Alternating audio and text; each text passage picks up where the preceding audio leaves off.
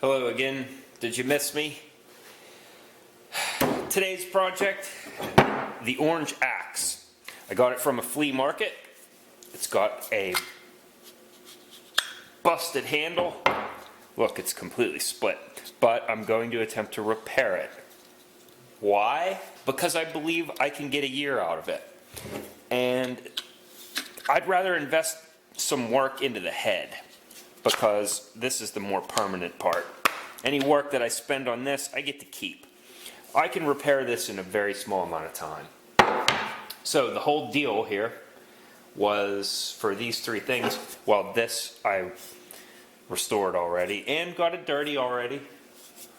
And this, wait, stop typing. I know, we know. That's dangerous. It's very dangerous, the mushrooming. I'll cut it off. Yeah, well, for those of you who don't know, striking metal against metal causes it eventually. It always retains some level of malleability. And this can break off and go into your face. Therefore, I will be grinding all of this mushrooming off in a different video that will be a total crowd pleaser. But this was part of the deal. So I got the three of them for $8. I mean, how can you complain about that? A flea market is just a cornucopia of deals for axe-related things. I think people pick up axes with big ideas, and then after they find that using one is difficult or largely unnecessary in modern life, they end up in the garage and eventually sold onto the secondhand market. Well, this is going to take some work. It's got a grind that favors one side. I believe that's called a chisel grind. Can you see that? Here, I'll give you a close-up. The camera makes it appear somewhat symmetrical, but it seems to me that the grind favors one side. Now, that could have been intentional. It might be for planing off a log, but I don't think it was intentional. I think it was more like just a crappy grind. So I'm going to try to clean that up a little bit, make it a little bit more symmetrical. And as for the handle, we'll make it function. I think it's really well sized for me, and it's comfortable. I just like its geometry. I'm excited to get started working with this. So let's go. We'll do the woodwork first. The crack gets smaller and smaller until it gradually fades away into here. What I'm going to do is use regular glue as far as I can get it, and then I'll use watered down glue in this part that's really tight. These are just hair color bottles, and they're really handy. And trust me, if you talk to one of the females in your life, you also have access to these.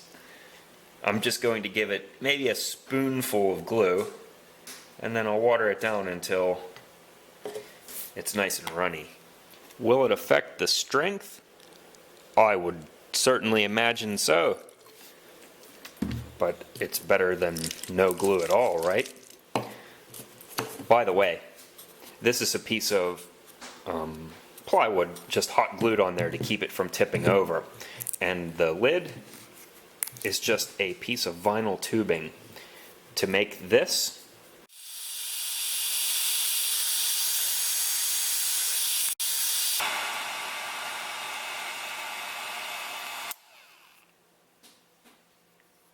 the air temperature is pretty cool, so it only takes seconds.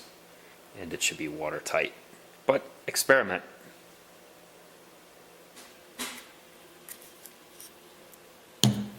And here is the consistency of the watered down glue. And just to use it as a test,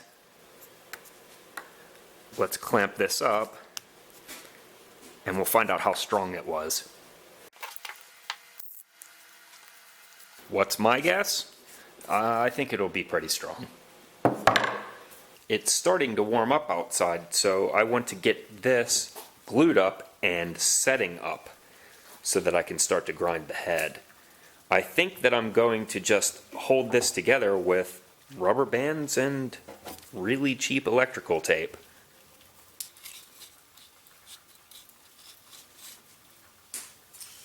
Careful, careful, careful. Okay. Watery stuff first. And it's going to be messy, but that's okay.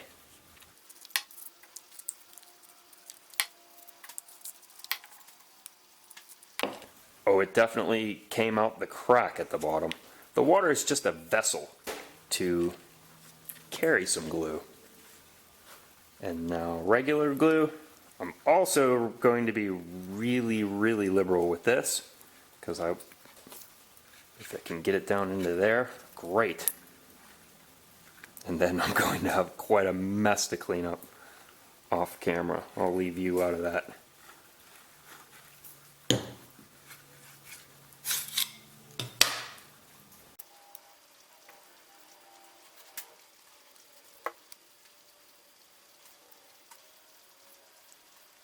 Sometimes I really wish I could afford a cameraman.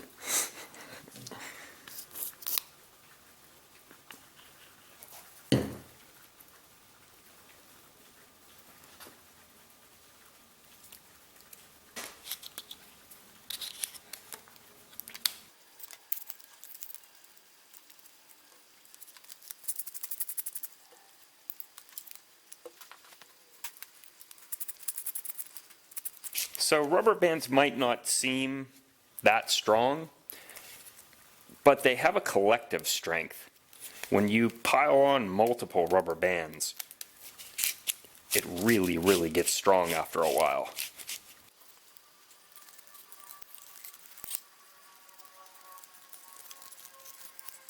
That wasn't so bad. It was messy, but kind of fun. And electrical tape and rubber bands are hardly an expense at all. One more thing that I would like to do is plug that hole, because it's just a way for moisture to get in. It's tough to position this and support this correctly because of its curve. So I have some masking tape over the hole, and hopefully that will keep the drill from causing too much tear out.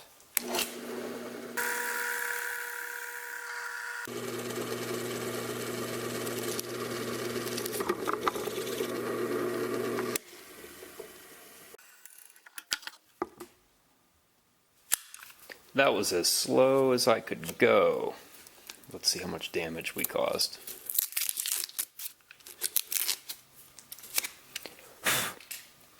I can work with that.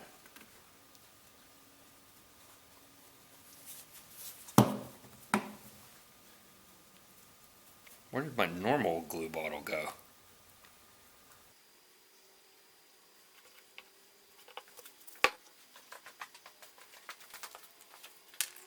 That's better.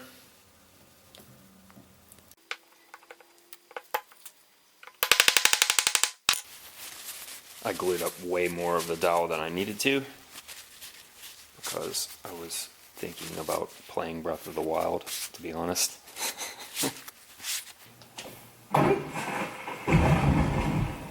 Okay, let's give this a full 24 hours to set up because of the extra moisture that's in the wood.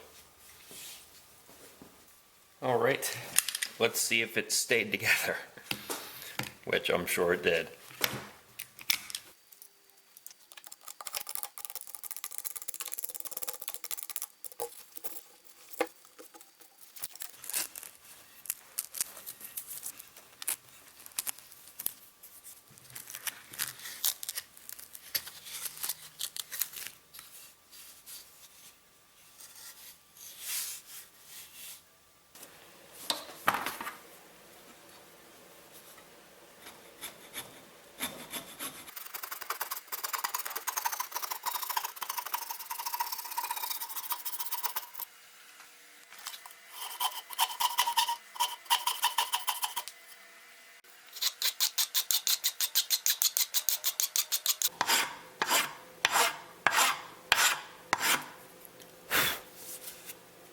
And a dab of wood filler for the tear out.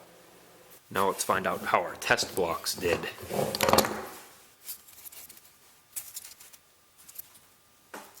So far, so good. Okay. I need a tool.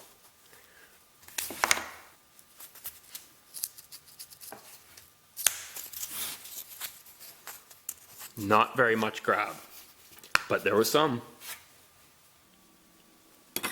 I have a lot of material to remove, so I might normally jump right into using a grinding disc, but I just picked up some 36 grit flap discs, so I'm going to give this a try this time.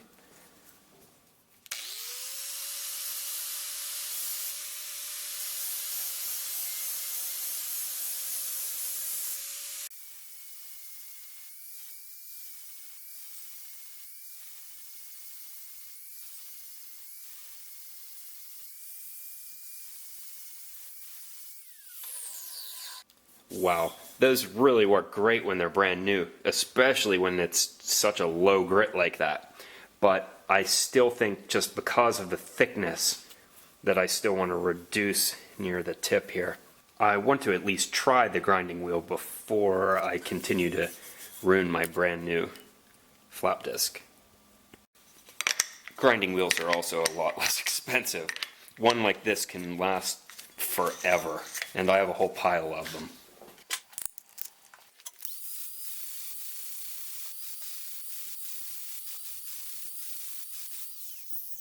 That definitely seems like the way to go.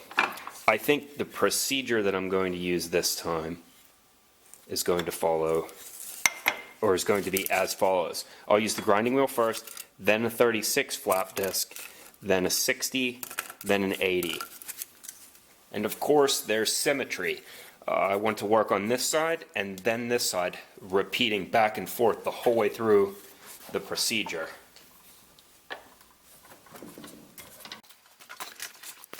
And another thing that I shouldn't even have to mention, but you need to know this. You want to check that you don't get it too hot. During the entire process, always feel it and make sure that it's not getting too hot. Otherwise you can ruin the temper.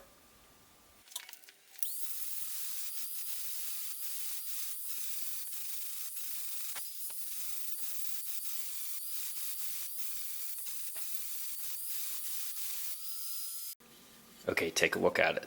Constantly looking, constantly feeling. Balance. You want to keep it as symmetrical as possible. This is the side that I was just working on, and this is the first side I worked on. Can you see which side needs it still? It's pretty apparent. This side has a lot of catching up to do.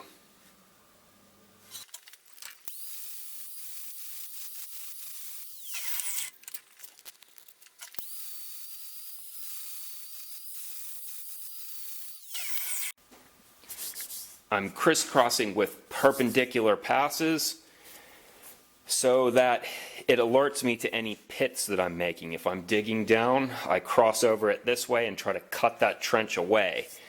That's because this is a very, very rough, it's rough at the beginning. I'll get smoother and more refined as I go. I also want to mention that there's a sweet spot while you're grinding. It's about like here. And you have to try to feel for that spot. You don't want to grind with this, and you don't really want to grind with this, but you can't grind back here because you'll risk hitting this thing. So you want to look for the sweet spot and get that as low of an angle as possible. Goodness, it really is tough. It's a game of judgment and a game of skill. And you have to constantly check your work and reevaluate. Always adjusting. I wish there was a secret that I could pass on to you, but there isn't. But if you find it out, let me know.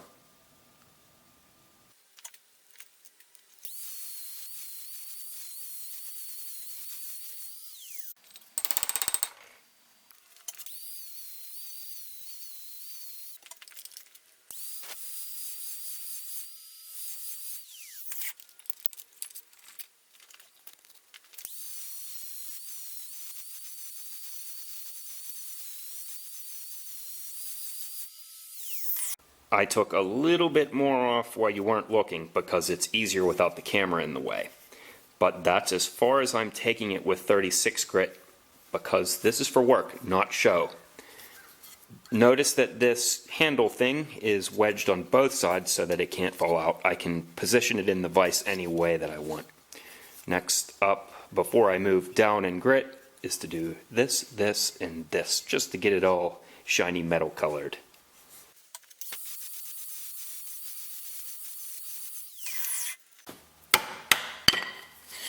This is from that other video, the other axe. Did you see that one? Here, wait, I'll show you. This, it's black walnut. There will be a link at the end.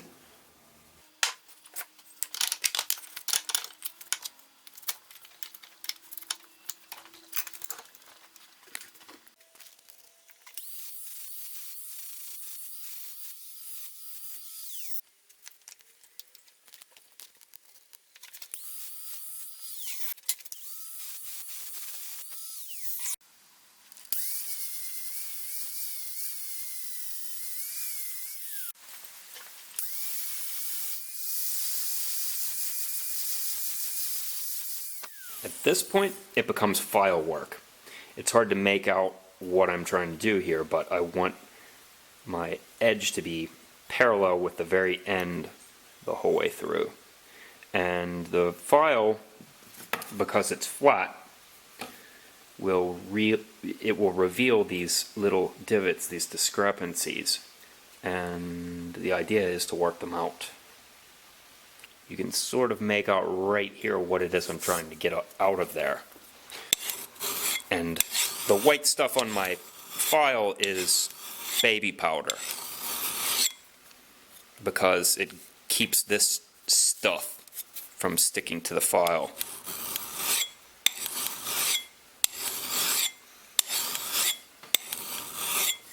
Can you see that? I almost got it out. I will be doing this to both sides, trying to get it as balanced, as symmetrical as possible. And then when I'm all done, I'll use a stone to put the really, really sharp edge on. But I think I'll do that after I handle it, just because it'll get scary sharp by then. It's true, files really only do cut in one direction.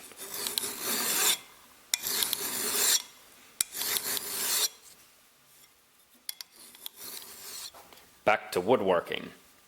Time to do some sanding. This part really needs to be sanded.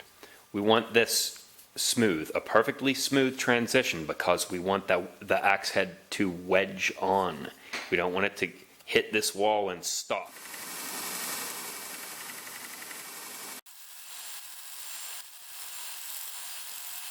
You can clearly see where it was fit before, but now it's going to be a little farther down the handle.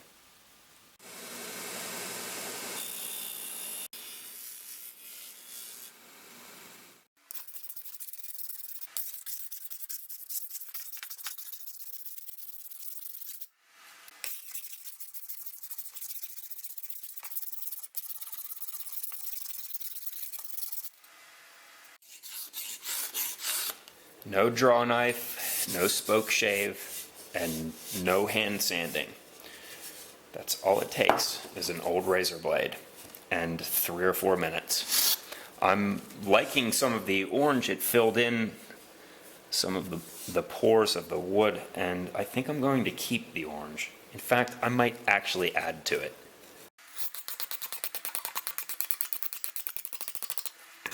One direction right off the end. And it's going to still take some hand sanding here on the butt.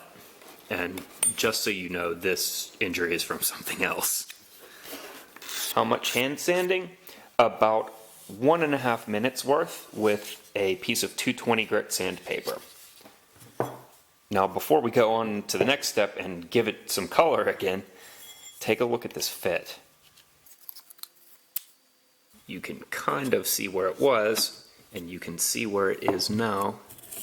And what I'm going to do is sand away these pencil marks to make it even tighter. The reason being, right Now I have about 1/4 of an inch out. I want to get it a little bit more than that. I can easily give it another 1/4 inch taken from here, because anything on this shoulder here that's not being used to keep the axe head on is pretty much wasted. So I have lots of room to work with here. Okay, I've fit it twice at this point. And now for my final fit.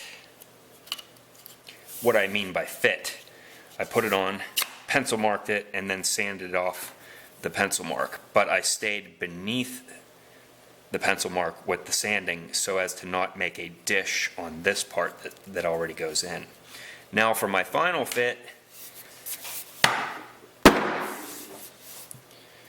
any place that I can see that the axe head is making cuts into the wood, I will chisel back just a little bit so it will slide over those cuts, and then I'll sand my chisel work nice and smooth. What you're looking at right now is under extreme magnification. So trust me when I say that it's very, very tiny.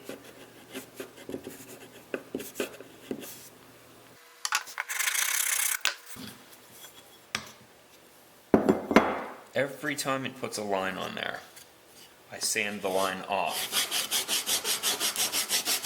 but I stay to the underside of that line. And that's it. It's ready. So I'm going to give it some color. Boiled linseed oil has 2 rather common applications. One is with axe handles like this, or any type of wooden handle.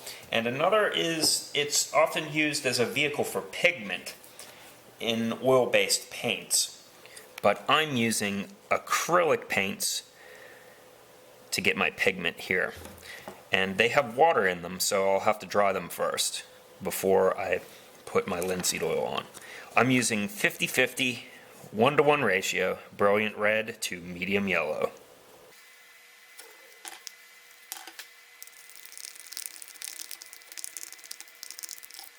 Alright, that's mixed well enough for what we're doing. And waste not, want not. It's just a scrap piece of foam rubber.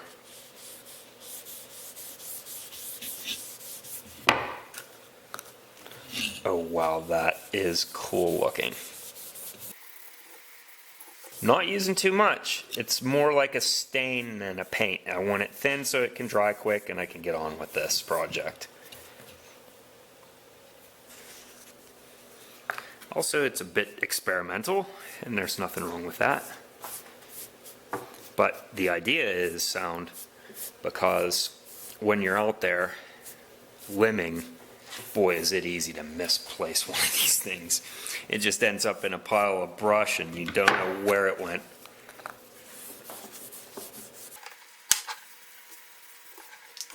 It's now a different day, and this is nice and dry. So it's time for some linseed oil.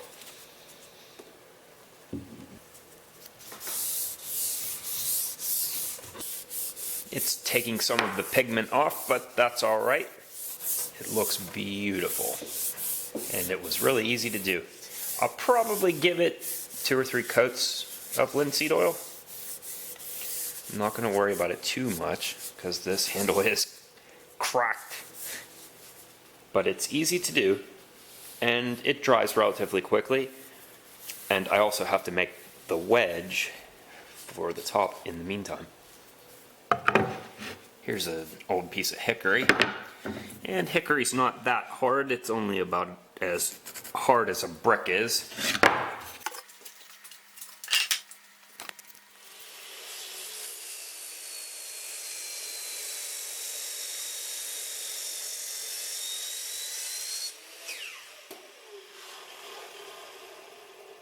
Yep, it's that hard. It didn't even leave burn marks, so the blade isn't in need of being replaced yet. Okay, so I made it just a little bit longer. This dimension will also be a little bit on the large side. You can always cut off, can't cut on. As best as I could, I eyed up the angle for the shim, and now I have to cut it edgeways. And the easy way to do that is on the bandsaw, but because it's hickory, it kind of takes special precautions. I don't want it to flip over mid-cut, so jig.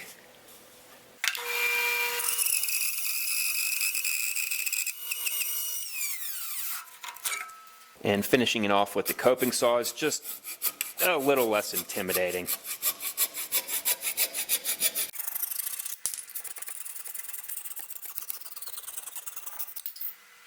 After some careful tinkering on the sander, I have a pretty good fit.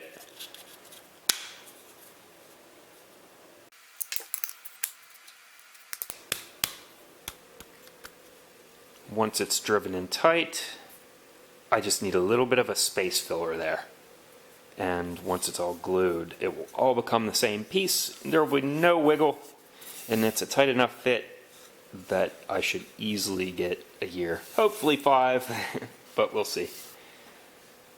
And you're getting some tape.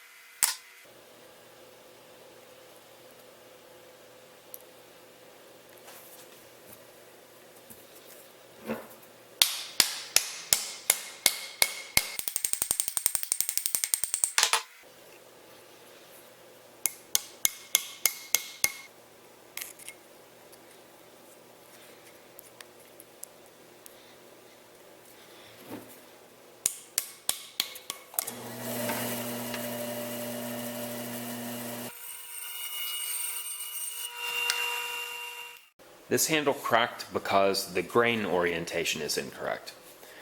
Look real close. Here is the crack there, and here it is on this side.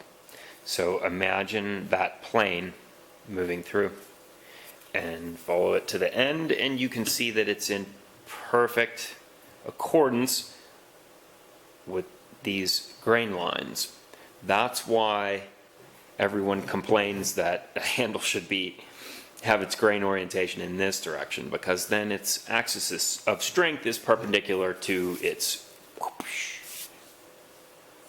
So while this is an extreme case of being incorrect, most of them will be some kind of gray area in between where it looks like it might just work. And you can't really judge it by down here because the grain may do kind of a twisty thing. Where it matters is up here where it's likely to break. Ideally, you want it to look like this, but that's a fantasy. Although that would make an interesting video. How would a plywood handle hold up? Probably pretty well.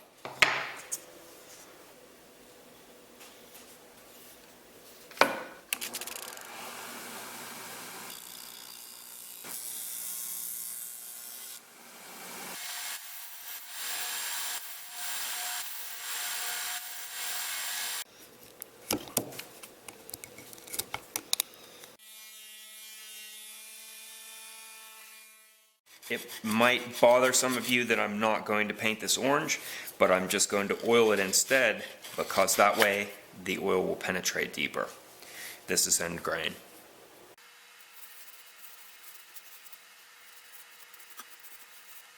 Okay, you talked me into it. You can still do it after the oil has dried. This was supposed to be for work and not for show, right? It's funny how you can get carried away with things. I guess just like I got carried away with this video, right? All that remains is to stone the edge and then strop it. And then take it out and test it. I have detailed and will detail the stoning and stropping processes in other places. So I'm not going to go into too much detail here. This video has grown long enough.